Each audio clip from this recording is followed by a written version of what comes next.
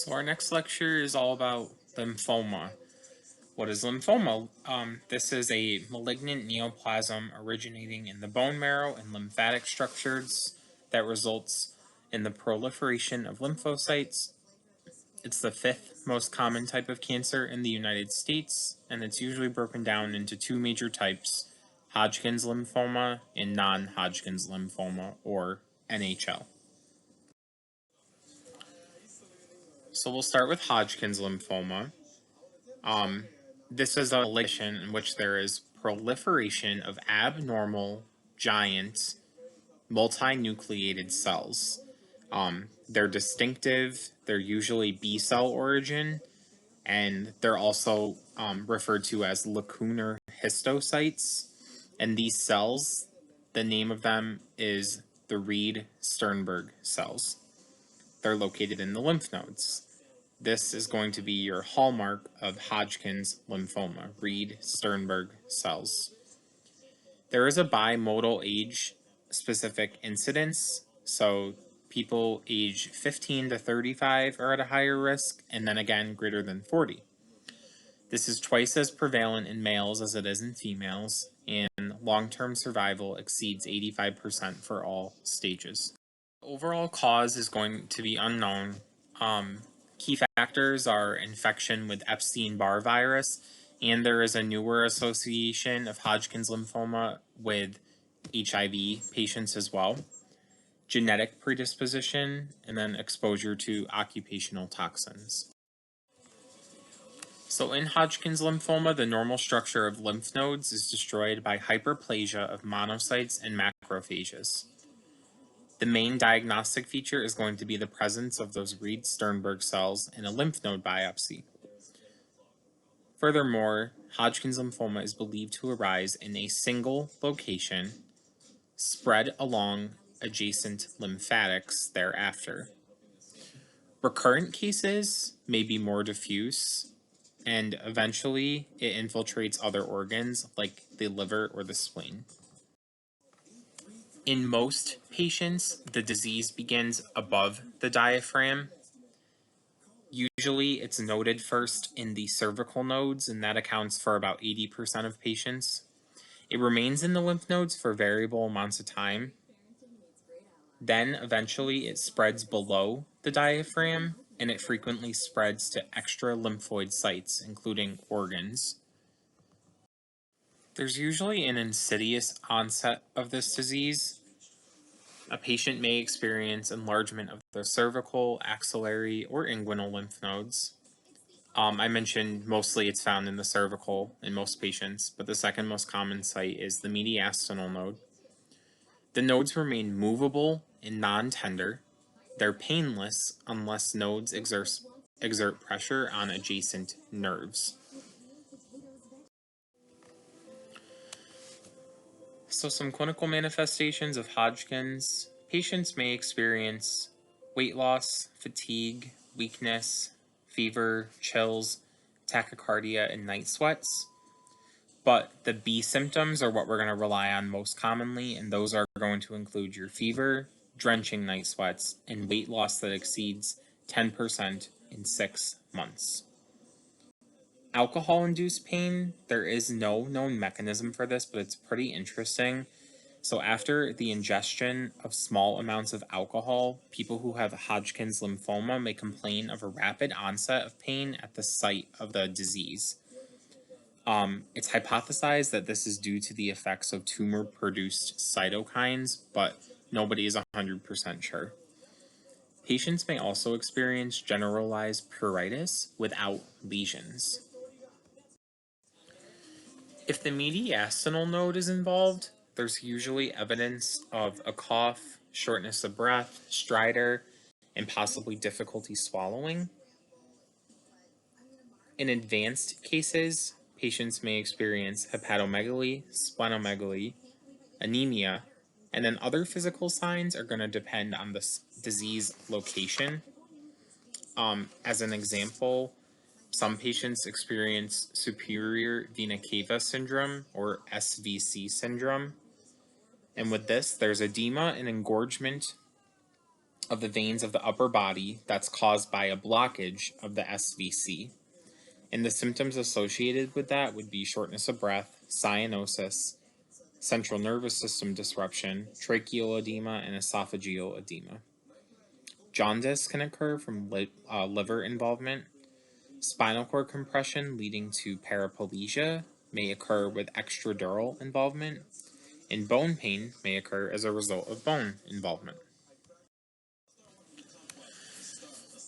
So, a 74-year-old man presents to his primary care physician with GI complaints. Enlarged nodes are noted upon assessment. Blood work and a CT are ordered, followed by a lymph node biopsy. So, it sounds as if we're working him up for lymphoma. Diagnostic studies. So, your peripheral blood analysis often reveals a microcytic hypochromic anemia and neutrophilic leukocytosis. Leukopenia and thrombocytopenia may develop, but they are usually a consequence of treatment, advanced disease, or superimposed hypersplenism. A CT or MRI can be used as initial staging tools. PET scan with or without CT scans is used to assess the response to therapy and to differentiate residual tumor from fibrotic masses after treatment. So with Hodgkin's lymphoma, we stage it following this system. Stage 1 is involvement of a single lymph node, for example, the cervical node. Stage 2 is involvement of 2 or more nodes on one side of the diaphragm. So if you look at the picture, mediastinal node and cervical node. Stage 3 is lymph node involvement above and below the diaphragm. So in the picture, you can see the abdominal lymph nodes are associated, the inguinal lymph nodes are associated, as well as the mediastinal and cervical. Stage 4 is involvement outside the diaphragm. So that usually means it's infiltrated the organs or the bone marrow or the bone. The stage is then followed by the letter A, which is absence, or B, the presence of B symptoms, which are fever, night sweats, and that weight loss once again. So as I just described, we stage this based on the Roman numeral, which is the location and disease extent, and then the A or B classification, which is the presence of symptoms when the disease is found or the lack of symptoms. Management of Hodgkin's focuses on selecting a treatment plan. You want the least amount to achieve the cure, and you want to minimize short and long-term complications of the illness. So what do we use to treat? We use that combination chemotherapy once again. Favorable early stage disease receives 2 to 4 cycles of therapy, and the standard chemotherapy for that would be ABVD regimen. And I'll put that in the notes below, but this is going to be adriamycin, bleomycin, vinblastine, and dacarbazine. The next stage is unfavorable early stage, and they receive 4 to 6 cycles, and usually it's the same drugs that I just mentioned. In the more advanced stage, there is another regimen that's used, which is Biacop. This includes bleomycin, etoposide, adriamycin, cyclophosphamide, oncovine, procarbazine, and prednisone. There are other therapies out there too, and there's a ton of acronyms. I don't make you guys memorize the different drugs associated with Hodgkin's lymphoma, but you need to be able to understand why they receive this combination chemotherapy. And then intensive chemotherapy, with or without the use of autologous or allogenic hematopoietic stem cell transplant in hematopoietic growth factors, is the treatment of choice for advanced, refractory, or relapsed Hodgkin's lymphoma, usually stages 3B and 4. Radiation is used as a supplement, and it varies depending on the site of the disease and the presence of the disease after chemotherapy. Response to your chemotherapy is essentially determined by CT and PET scans and the other diagnostic tests like your bone marrow biopsy. The good news is that there is a variety of chemotherapy regimens and newer agents that can be used to treat patients who have relapsed or refractory Hodgkin's lymphoma. Once remission is obtained, a hope for curative options may be more intensive chemotherapy with the use of that autologous or allogenic hematopoietic stem cell transplant as well. The therapy can be aggressive. Potentially life threatening problems are encountered in an attempt to achieve a remission. Occasionally, single drugs may be administered palliatively to patients who cannot tolerate intensive combination therapy.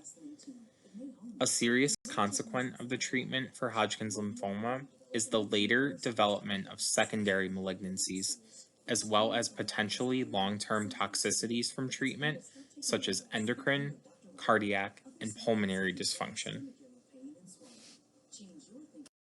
So there is a good risk, about 5% risk of secondary malignancy to this Hodgkin's lymphoma. Generally, it occurs within the first 10 years after treatment for Hodgkin's.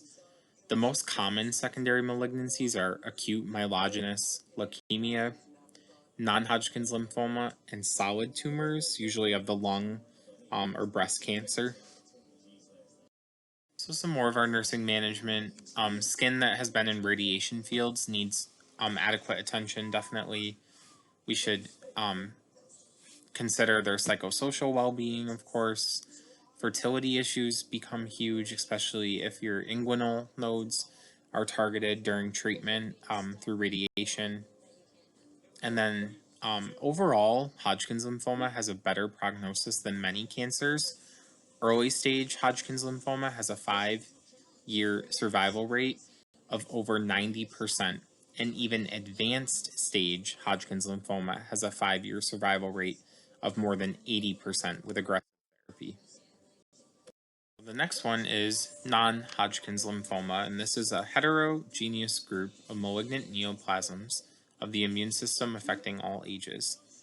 Varies from slow to rapid progression, and usually it's made up of a B cell origin. Much like Hodgkin's lymphoma, the cause is unknown.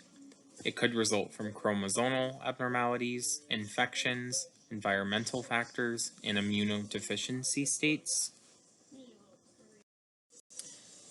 It can be common in people who have used immunosuppressive meds or have received chemotherapy or radiation. There is no hallmark feature, unlike Hodgkin's lymphoma. So with Hodgkin's lymphoma, you have those Reed Sternberg cells. In non-Hodgkin's, you don't have them.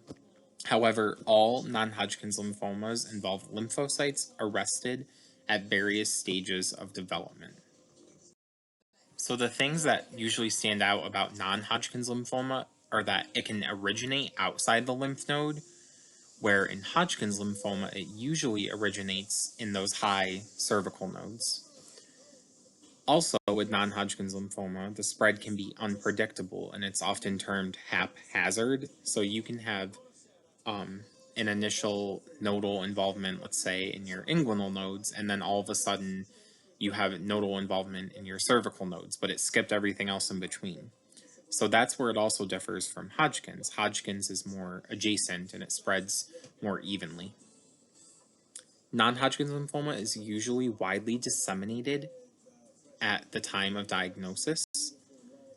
There is painless lymph node enlargement, which is going to be the primary clinical manifestation. Patients with a high grade lymphoma usually present with lymphadenopathy, those B symptoms, and their peripheral blood is usually normal. Some lymphomas will manifest in a leukemic phase, which means that they have a high amount of WBCs in the blood. Diagnostics and staging studies are similar to Hodgkin's lymphoma. A lymph node biopsy is going to establish the cell type and pattern, but because non-Hodgkin's lymphoma is often seen at extranodal sites, additional diagnostic studies may be done, like MRI, to rule out CNS or bone marrow infiltration. They also might have a barium enema, upper endoscopy, or CT to visualize GI involvement. Non-Hodgkin's lymphoma is classified based on morphologic, genetic, immunophenotypic, and clinical features. Classification systems include the International Working Formulation and the International Prognostic Index. Prognosis for NHL generally is not as good as that for Hodgkin's lymphoma. There are more than 90 different types of NHL that exist, but there are two major ones that we look at, and those are going to be indolent, which is a low-grade lymphoma, and aggressive, which is a high-grade lymphoma. Prognosis is going to be based on the histopathology of the lymphoma. Treatment for NHL is going to include chemotherapy and radiation therapy. And this is very interesting, but more aggressive lymphomas are actually more responsive to treatment, and therefore they're more likely to be cured. The exact reason for that is unknown. So our patient NH is diagnosed with an intermediate grade diffuse large cell non-Hodgkin's lymphoma. What's his primary treatment option? I would definitely say chemotherapy right here. And then we can look and see if radiation therapy will be used adjunctively as well. Hematopoietic stem cell transplants in non-Hodgkin's lymphoma may have some benefit in certain subtypes with aggressive or refractory lymphoma. Rituximab can be used adjunctively. Once it's bound to the cells, it causes cell lysis and death. Overall, collaborative care is largely based on managing problems related to the disease, pancytopenia, most likely from chemotherapy, and other side effects. And of course, we need to know about the subtype and the extent of the disease in order to guide our care. And some management. So the patient undergoing radiation therapy has special nursing needs, again, with the skin that needs special attention. We do have to help the patient and family understand the disease, the treatment, and the expected outcomes. Fertility, remember, just like Hodgkin's, can still be a concern for our non-Hodgkin's patients, especially the younger ones. And then if you have a second, I suggest you watch this video. It's a good side-by-side view of Hodgkin's versus non-Hodgkin's lymphoma. And he does say a couple of different diagnostics than the textbook. Don't worry about that. He gets the main point across about what the key differences are between the two.